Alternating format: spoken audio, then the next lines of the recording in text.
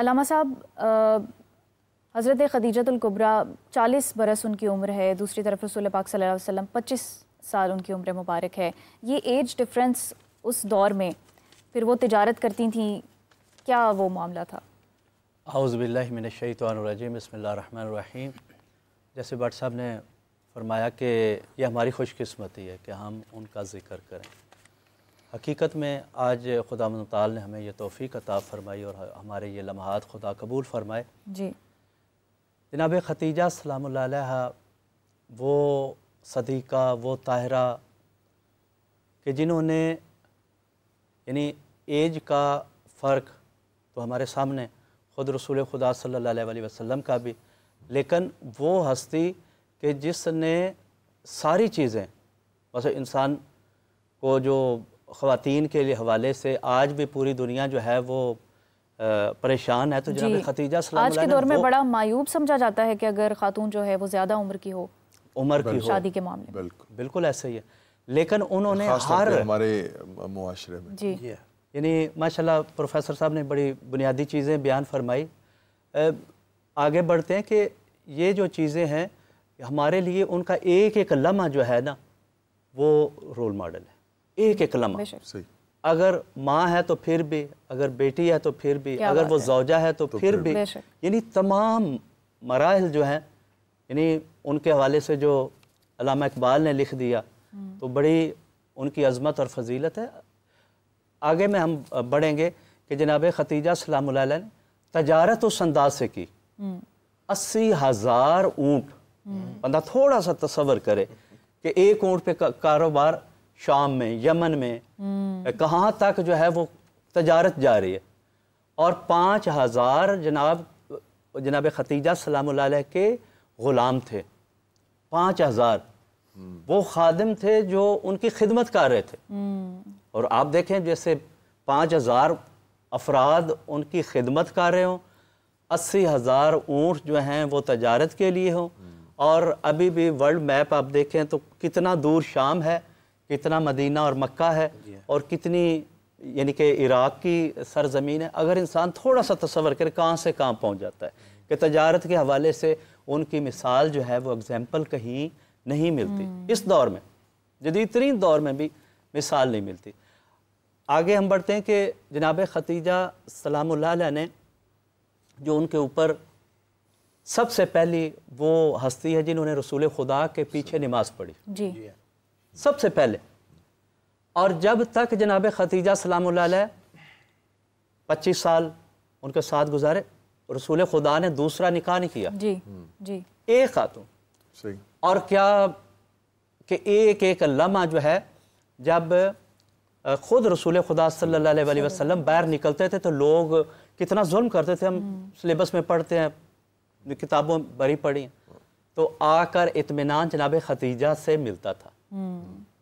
خدیجہ سے، جناب خدیجہ سلام اللہ علیہ سے وہ ملتا تھا. اور لوگ جب رسول خدا پہ الزام لگاتے تھے تو جناب خدیجہ ان کو صادق اور امین کہتی تھی. ہر حوالے سے رسول خدا کا تحفظ کیا. پوری زندگی حضرت خدیجہ وہ رسول پاک صلی اللہ علیہ وسلم کی ڈھال بنی رہی. جی اب اسلام ہم پاکستان یا پورے ورلڈ میں اسلام کا دیکھتے ہیں، یہ جناب خدیجہ سلام اللہ علیہ کی وجہ سے کہ جتنے بڑے بڑے تاجر تھے وہ مقروض تھے. کیا کہنا، میرا قرض واپس کرو؟ نہیں، آپ کلمہ پڑھو، دائرہ ایمان کے اندر آؤ، دائرہ اسلام کے اندر آؤ، میں نے آپ کو قرض معاف کر دیا. اور یہی وجہ بنتی ہے آپ کی کمائی میں خیر و برکت کی. پروفیسر صاحب آج کل ایک اور معمہ بنا ہوا ہے، کہتے ہیں کہ خاتون کی کمائی میں برکت نہیں ہوتی. دیکھیں کتنی مایوب بات ہے. پہلے ہم عمر کے حوالے سے بات کر رہے تھے کہ اگر شادی کے معاملے میں خاتون کی عمر بڑی ہو تو اس سے بھی ایک قسم کا ہی ہمارا ایک سوشل ٹیبو بنا ہوا ہے. پھر نکاح جو دو ہوئے بعض روایتوں میں ملتا ہے، بعض نہیں بھی مانتے کہ کوئی نکاح نہیں ہوا تھا، جو بھی تھا. لیکن اگر ایسی صورتحال بھی تھی تو آج کے دور میں دیکھیے کہ کس قدر جو ہے وہ معاشرہ خاتون کے لیے تنگ کر دیا گیا ہے. آپ کیا فرمائیں گے کہ عورت کی کمائی میں برکت کیا نہیں ہوتی؟ 2 ڈائمنشنز آپ کے سوال کی. ایک تو آپ نے جو بڑی عمر کی بات کی اور شوہر کی بات کی.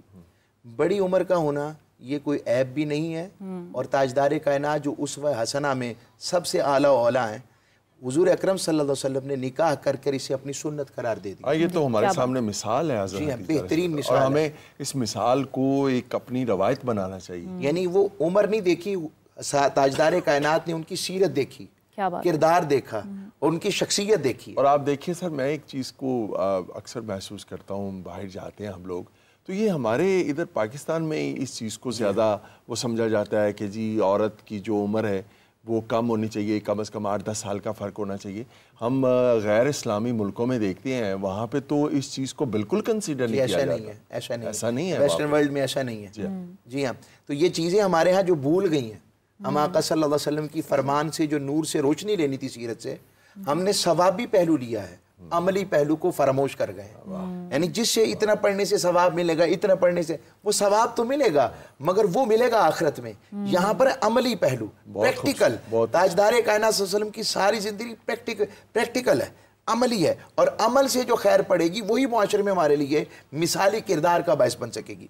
तो ये ताजदार का। और एक और बात, वेस्टर्न वर्ल्ड में, और या इन्हें कहते हैं ओरिएंटलिस्टिक्स, मुस्तशरिकीन, ये बड़ा ही एक नाजुक मैं एक बात पेश करने लगा हूँ।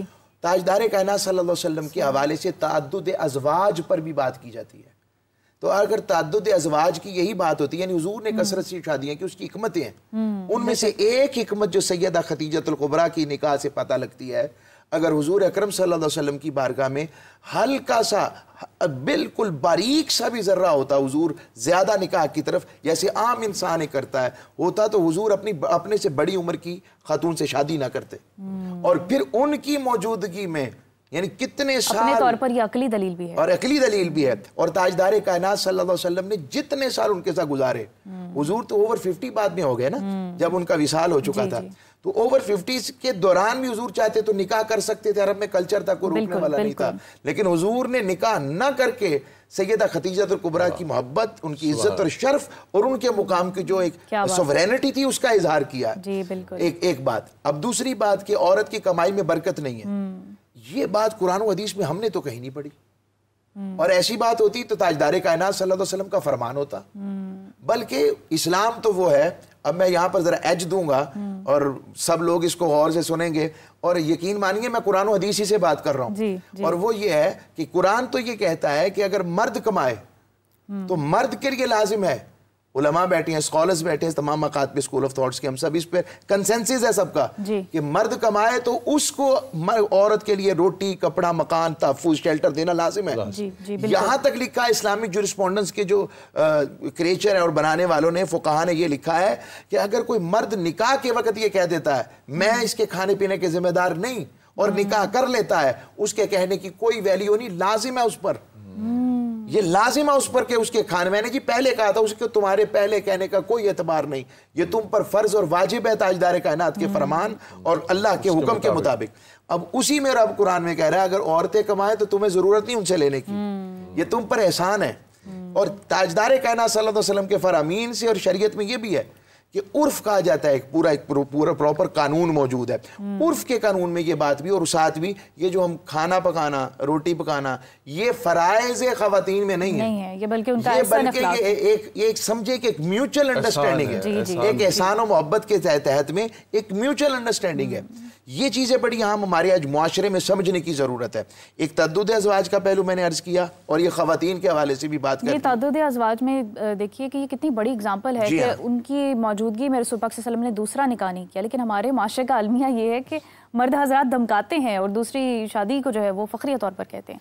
ये क्या सोच दुरुस्त है? ये मस्बत सोच है। मैं अर्ज करता हूँ, देखें 2 और 3 मुसना सलासा रुबा का जिक्र कुरान में आया, फन क्यों माताबा लकुम मिनन निसा आया, पसंद करो औरतों से निकाह जिन्हें तुम पसंद करते हो। और एक जरा और टची सा पहलू मैं यहाँ दे देता हूँ, वो ये है कि खातून भी अपनी पसंद का इजहार कर सकती है।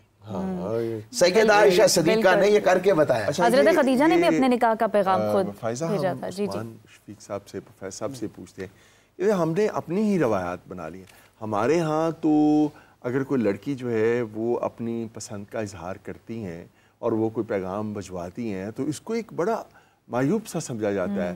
जबकि आप देखें हमारी इस्लामी रवायत के मुताबिक हज़रत खदीजा रज़ी अल्लाह तआला अन्हा की मिसाल हमारे सामने है कि उन्होंने ख़ुद जो है वो आप सल्लल्लाहु अलैहि वसल्लम को शादी का पैगाम भिजवाया। तो تو اس حوالے سے ذرا تھوڑا آپ بتائیے ہمارے ناظرین. کیا وہ مناظر تھے, کس طرح پیغام بھجوایا, کیسا رسپانس تھا رسول پاک صلی اللہ علیہ وسلم کا؟ پہلا جو سوال کا پہلو ہے, اس کا جو پہلا حصہ ہے, کیا اس کی روشنی میں ہمیں اپنی اعمال کو, روایات کو درست کرنے کی ضرورت ہے؟ جی بالکل. ہمارے ہاں جو ایک فرسٹ اینڈ اور ایک سیکنڈ اینڈ کے انتہاؤں کے ساتھ ساتھ مسائل چل رہے ہیں, اس میں خواتین کو جو بالکل بند گلی میں دھکیل دیا گیا.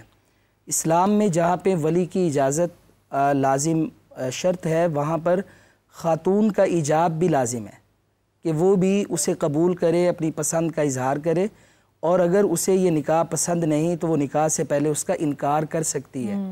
نبی کریم صلی اللہ علیہ وسلم کے پاس ایک عورت آئی اور اس نے کہا کہ میرے والد نے میرا نکاح اس جگہ کیا ہے جہاں میں پسند نہیں کر رہی, تو آپ نے اسی وقت اس کا نکاح فسخ کر دیا.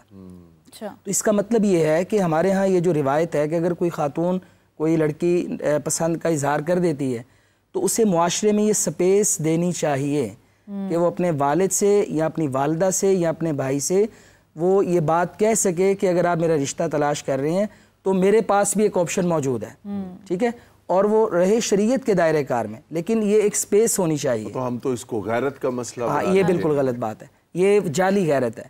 اس پر حضرت سعد رضی اللہ تعالیٰ عنہ کی مجھے حدیث یاد آ گئی کہ جب لعان کا مسئلہ نازل ہونا تھا نا, کہ کوئی بندہ اپنی بیوی کو غلط کام کرتا دیکھے تو کیا کرے, ایک صحابی نے مجلس میں بات کی تو رسول اللہ صلی اللہ علیہ وسلم خاموش ہیں.